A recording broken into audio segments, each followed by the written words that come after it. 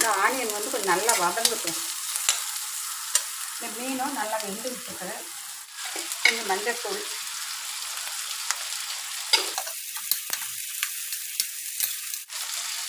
கொஞ்சம் சீரகத்தூள், கொஞ்சமாக சீரகத்தூள் ஆட் பண்ணிக்கலாம். இந்த ஃபிஷ் ஃப்ரையும் ரெடி ஆகிடுச்சு.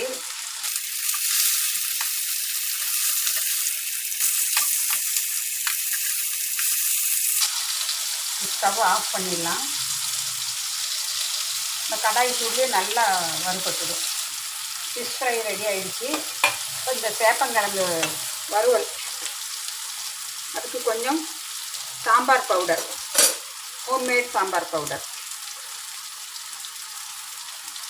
இதுலேயே எல்லாமே ரெட் சில்லி எல்லாமே இருக்குது, வேறு எதுவுமே போட வேண்டியதில்லை.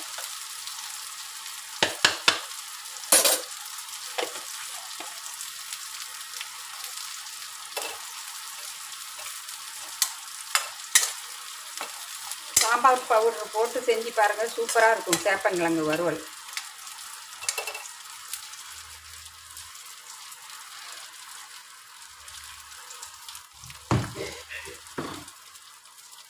அது நல்லெண்ணெயில் தான் செய்யணும்.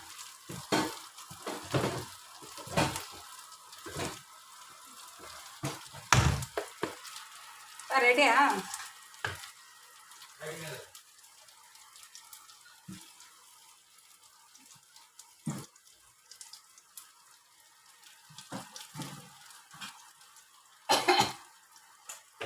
சேப்பங்கிழங்கு வறுவலுக்கு கொஞ்சம் மிளகுத்தூள், கொஞ்சம் பெருங்காயத்தூள் போட்டுக்கலாம். ஒரு அரை டீஸ்பூன் அளவுக்கு பெருங்காயத்தூள்.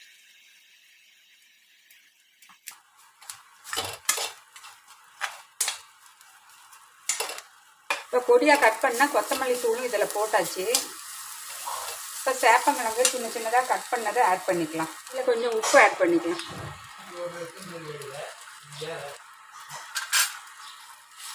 உப்பு போட்டு நல்லா கிளறி விட்டு கொஞ்சம் சிம்லேயே வைக்கலாம். நல்லா அந்த சாம்பார் பொடியோட வாசனையெல்லாம் இதில் இறங்கும்.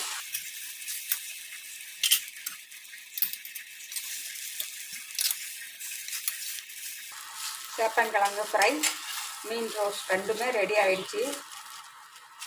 இதில் வந்து இன்னும் கொஞ்சம் எண்ணெய் நிறையா ஊற்றினீங்கன்னா நல்லா அப்படியே அந்த சிம்லேயே வச்சுட்டு நல்லா அப்படியே ரோஸ்ட் ஆகும்.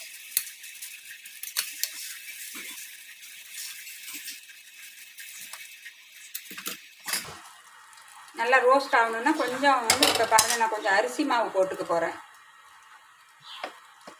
ஒரு அரை டீஸ்பூன் அளவுக்கு அரிசி மாவு போட்டு அப்படியே சிம்மில் விட்டுட்டிங்கன்னா கொஞ்சம் அப்படியே ரோஸ்ட் ஆகிடும்.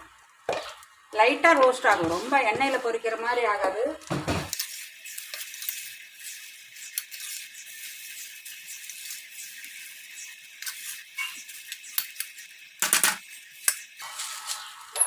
சேப்பங்கிழங்கு வறுவல், மீன் ரோஸ்ட் இன்றைக்கி எங்கள் வீட்டு ஸ்பெஷல் சமையல். கொஞ்சம் பெப்பர் பவுடர் இப்போ போட்டுக்கிறேன்.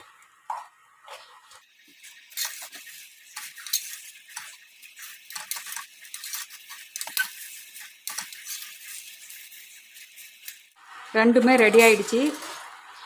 இந்த வீடியோ உங்களுக்கு பிடிச்சிருந்தா ஒரு லைக் பண்ணுங்கள். நான் மறுபடியும் அடுத்த ஒரு இன்ட்ரெஸ்டிங்கான வீடியோவில் சந்திக்கிறேன். பாய்.